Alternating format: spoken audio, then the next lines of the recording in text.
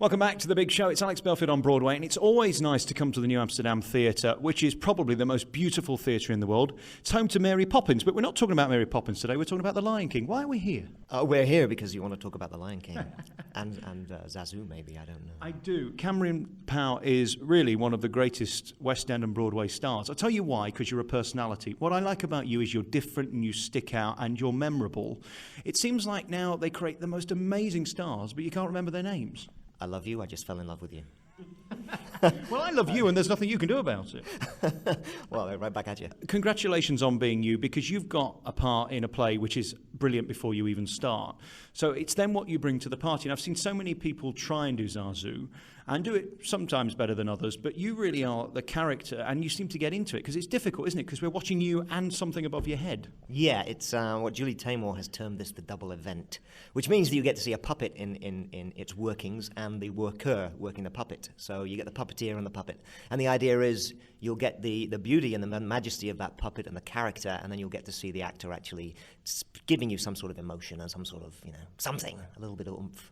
I always love seeing The Lion King, and I've probably seen it 5 million times with various casts. It's got great heart and it's got great fun. That's really what you need in a Broadway play, isn't it? Something to make you laugh and cry within 10 minutes. Absolutely, absolutely. And this does have everything, because it's got all of the traditional Broadway and West End themes to it. The music, the dancing, the singing, the great songs and comedy. But it's also got this extra element, which is the puppetry and the spectacle of the show. So every scene is kind of interesting and unique that you won't see anywhere else. So yeah, it's kind of got all of those things going for it.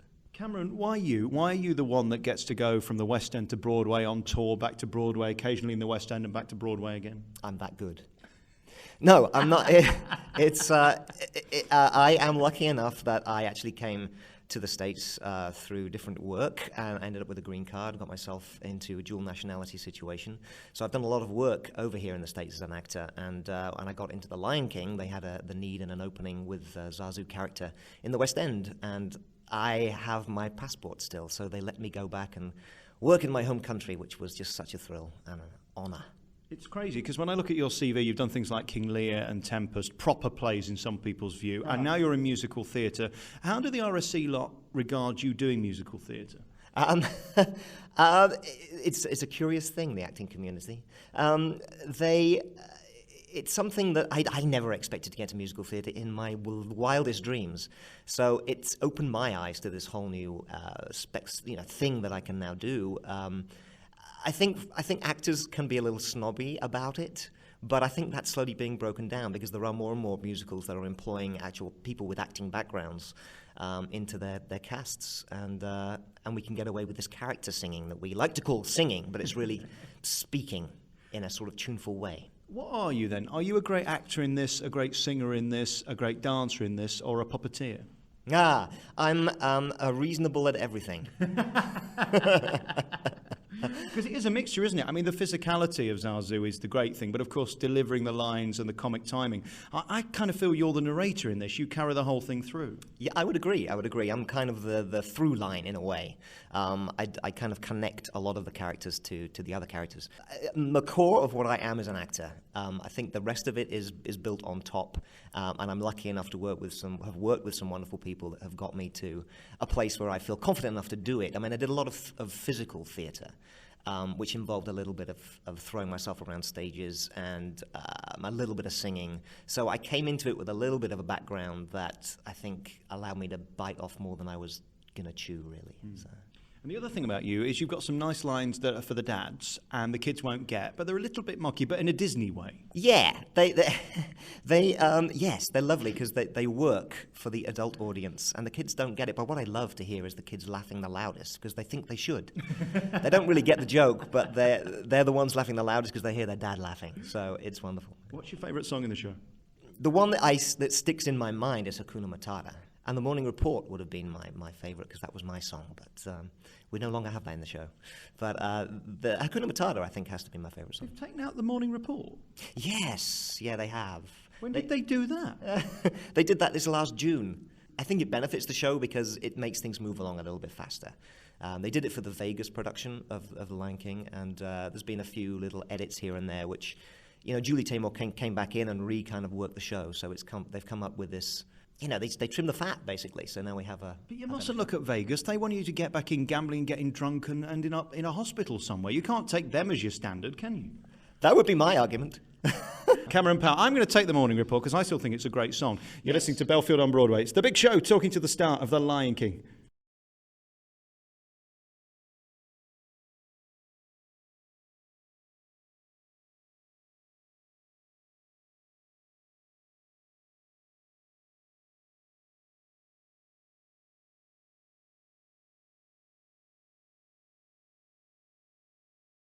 We're back on The Big Show with Cameron Powell. He's the star of The Lion King. Well, that's not true. There's a lot of stars, but there's only a few characters that are really memorable. We look forward to you, and then we look forward to Pumbaa and Timon, don't we?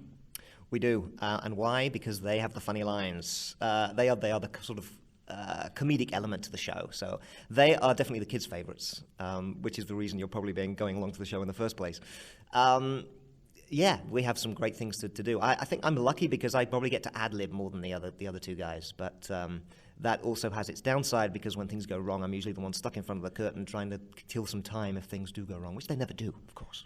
And that's the thing about the show. It's quite old now. I mean, it's 10 years in the West End. It's even older on Broadway, but it still looks spectacular. It was way beyond its time, wasn't it? It was. And they are incredibly meticulous about keeping the show fresh and keeping it up to date.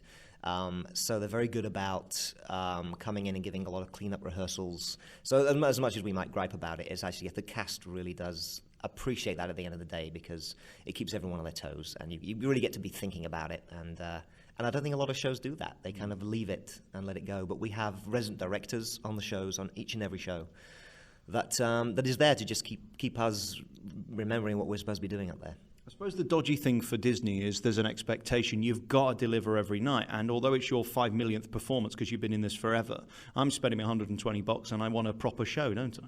Absolutely. I mean, that's obviously a thing that we bear in mind as well. I mean, you're paying a lot of money to see these shows, so you want to be seeing the best that there is. So you have to give it 100% every night.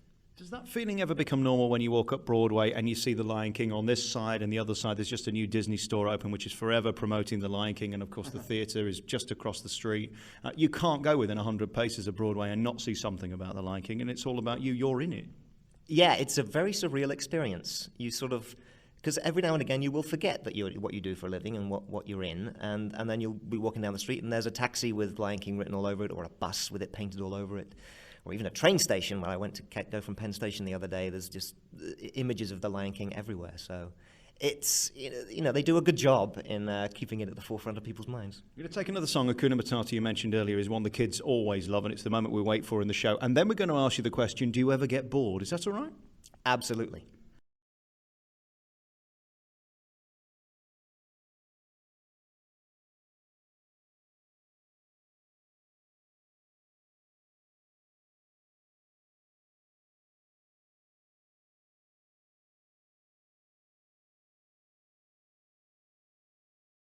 We're back on The Big Show, Belfield on Broadway, here on 42nd Street and Broadway at the New Amsterdam Theatre. That's home to Mary Poppins. There's two big shows left now, Mary Poppins and The Lion King, and they seem to be doing gangbusters. It's nice that there's something for the kids, because Broadway can just aim at old people who are very rich and just want serious plays. That's true.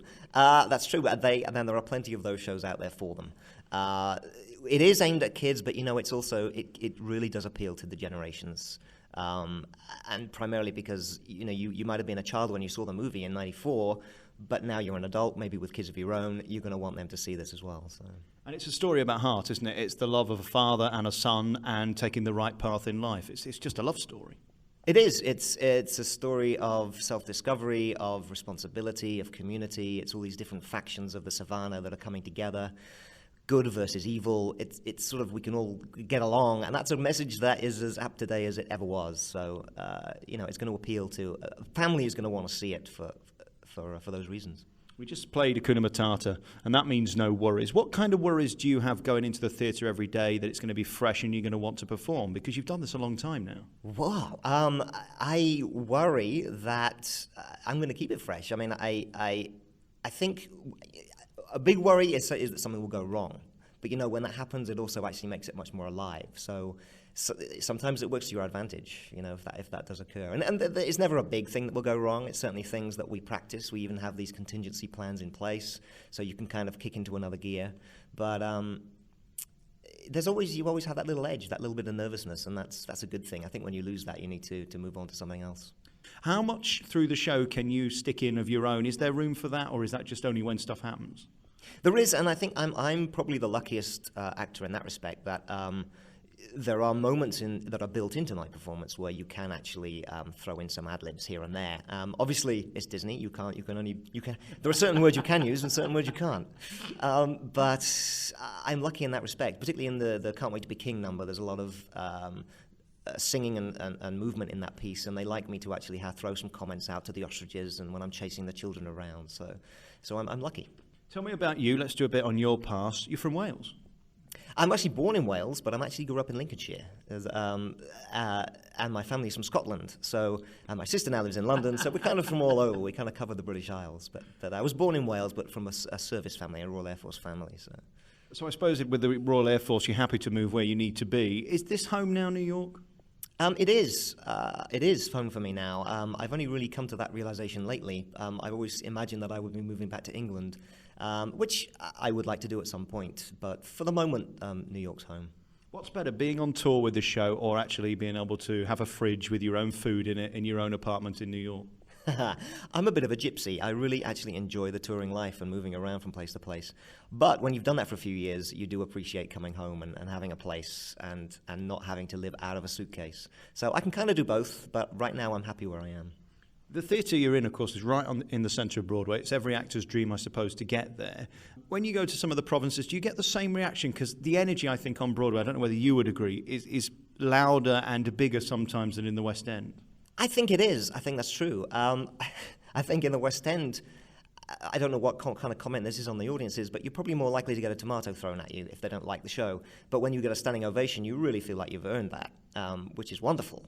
And I think in America, you get a more boisterous enthusiasm to every show. So you're talking about levels of enthusiasm as to where your hallmark is for what you're going to judge whether it was a good show or not. And of course, both New York and the West End are actually built up a lot of tourists come to see the show. So I think on Broadway you have a lot more non-English speaking people, so you can hear them reacting more to the spectacle and to the physical comedy. And in London, I think they probably the wordplay is a little bit more responsive. And in terms of your accent here, does it go down well? Because just being in town for a few days, I do this twice a year, they do like the English accent, don't they? They do, and I find when I'm speaking to a fellow Brit that I start going back into my English, and then I'm talking to an American, and I slowly start to get a drawl. And what about when you get the big stars in? Because, of course, you never know who's in the audience. Does that add an extra edge? It does. Some people don't like to be told when someone's in, because it might affect their performance. I like to imagine that I don't want to be told, but I really do. Secretly, I do. Because it's just, particularly if I get some ad-libs, you never know, I might be able to throw something their way that makes people laugh. But it does. It always gives it a little extra edge, of course. This is the same when you have family and, you're just going to just give you a little extra scare.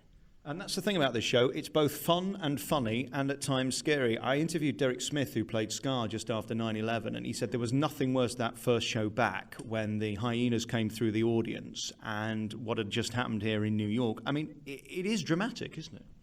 It is very dramatic. It really does, but I think, again, that's one of the reasons I think this show is so successful, because it works on these different levels, and it will pull at the heartstrings when you least expect it.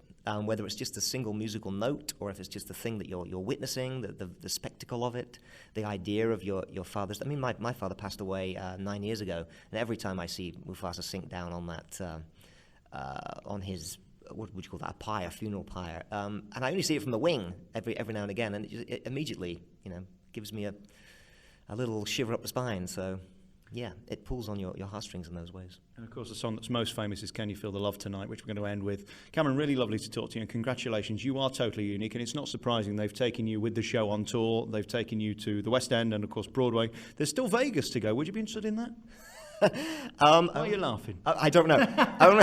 Only if I can have a lot of feathers and sequins. There's loads of buffets there. I mean, there's lots to do. That's true. That's true. That's probably about it, though, right?